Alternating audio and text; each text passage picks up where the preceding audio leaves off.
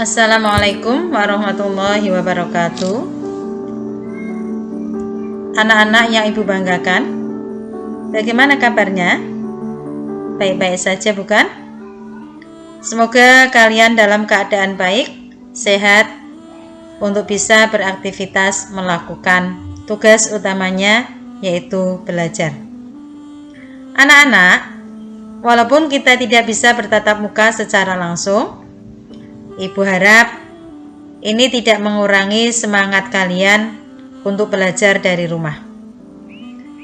Dalam kondisi pandemi seperti sekarang ini, anak-anak harus selalu mematuhi protokol kesehatan, yaitu sering cuci tangan dengan sabun, memakai masker bila keluar rumah, serta menghindari kerumunan atau menjaga jarak. Hal ini untuk mencegah penyebaran COVID-19. Anak-anak, pada pembahasan kali ini yaitu batik budaya bangsa.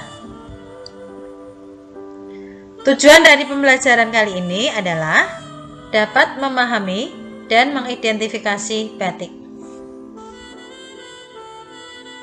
Pengertian dari batik, ada beberapa pendapat yang mengatakan pengertian dari batik.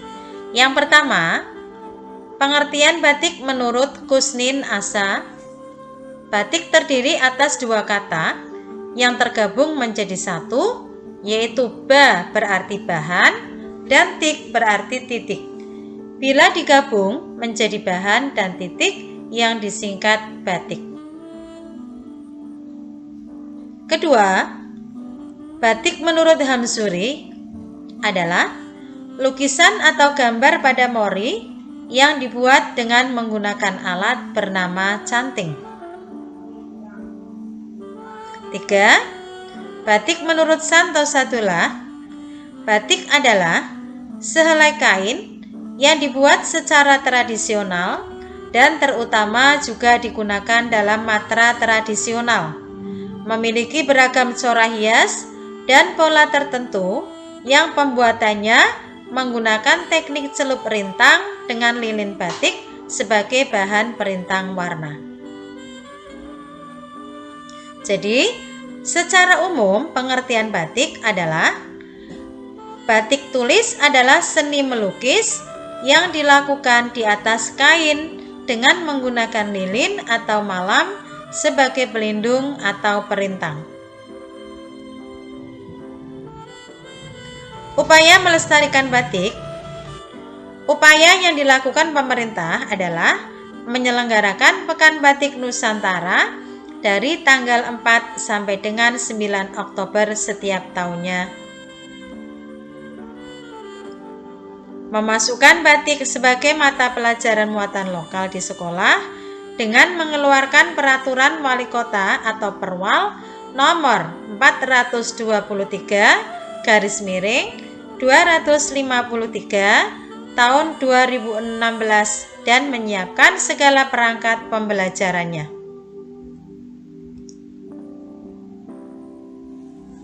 Peran Museum Batik.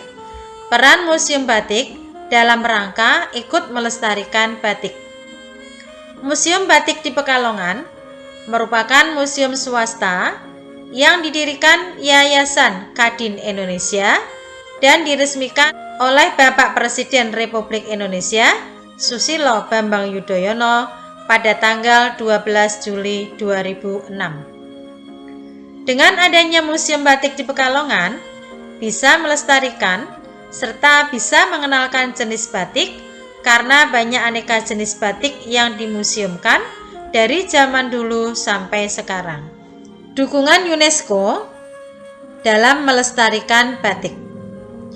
United Nations Educational, Scientific and Cultural Organization atau UNESCO memberikan pengakuan dan mengesahkan secara resmi Batik Indonesia sebagai warisan budaya dunia pada tanggal 2 Oktober 2009 dan tanggal tersebut dijadikan sebagai Hari Batik.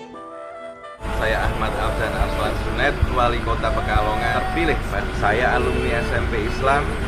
Ayo mendaftar di SMP Ma'had Islam untuk menjadi murid yang baik untuk nantinya bisa menjadi orang yang sukses.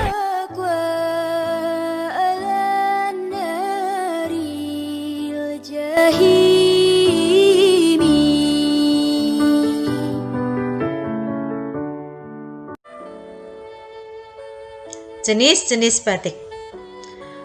Jenis-jenis batik dibagi menjadi dua. Ada batik tradisional, yaitu batik tulis, dan yang kedua adalah batik modern. Kita akan bahas batik tradisional atau batik tulis. Batik tulis adalah batik yang dianggap paling baik dan tradisional, yang proses pembuatannya melalui tahap-tahap persiapan, pemulaan, pembatikan, pewarnaan, pelorotan, dan penyempurnaan. Pada batik tulis, sangat sulit dijumpai pola ulang yang dikerjakan persis sama. Pasti ada selintas perbedaan, contohnya lengkungan garis atau sejumlah titik. Kekurangan tersebut merupakan kelebihan dari hasil pekerjaan tangan. Pada proses pembatikan, sering terjadi gerakan spontan tanpa dihitung atau diperhitungkan. Batik tulis dibuat dengan standar ketetapan yang sama dari faktor tangan manusia. Batik modern. Batik modern meliputi batik cap. Batik cap adalah batik yang proses pembuatannya melalui tahap-tahap persiapan, pencapan, pewarnaan, pelorotan, dan penyempurnaan. Pelaksanaan pembuatan batik cap lebih mudah dan cepat. Kelemahan pada batik cap ialah motif yang dapat dibuat terbatas dan tidak dapat membuat motif-motif besar. Selain itu, pada batik cap tidak terdapat seni coretan dan kehalusan motif yang dianggap menentukan motif batik.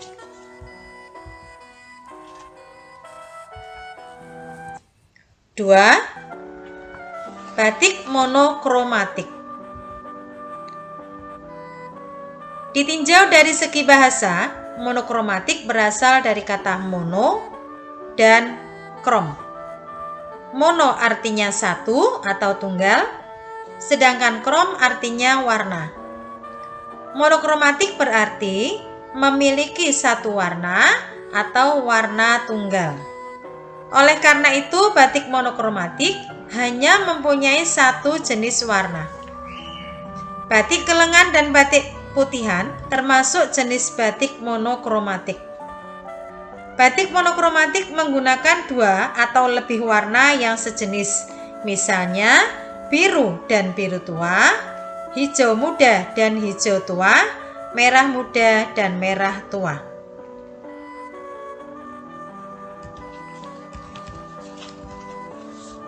Tiga, batik simbut dan kelengan. Batik kelengan yaitu cara pembuatan batik dengan satu kali celupan warna sehingga motif yang dihasilkan tetap putih berupa warna mori. Sedangkan batik simbut adalah batik kuno yang ditemukan di daerah Banten. Menurut sejarah, pembuatan batik simbut ini tidak menggunakan lilin malam. Sebagai perintangnya digunakan bubur ketan. Kemungkinan saat batik simbut ditemukan belum dikenal lilin malam. Teknik ini mempunyai kelemahan karena perintang tidak bisa menembus kain mori. Selain itu, warna masih bisa merembes ke kain yang dilapisi perintang. 4. Batik jumputan. Batik jumputan atau batik celup ikat adalah batik yang dikerjakan dengan cara ikat celup, diikat dengan tali, dicelup dengan warna. Batik ini tidak menggunakan malam, tetapi kainnya diikat atau dijahit dan dikerut dengan menggunakan tali. Tali berfungsi sama halnya dengan malam, yakni untuk menutup bagian yang tidak terkena warna.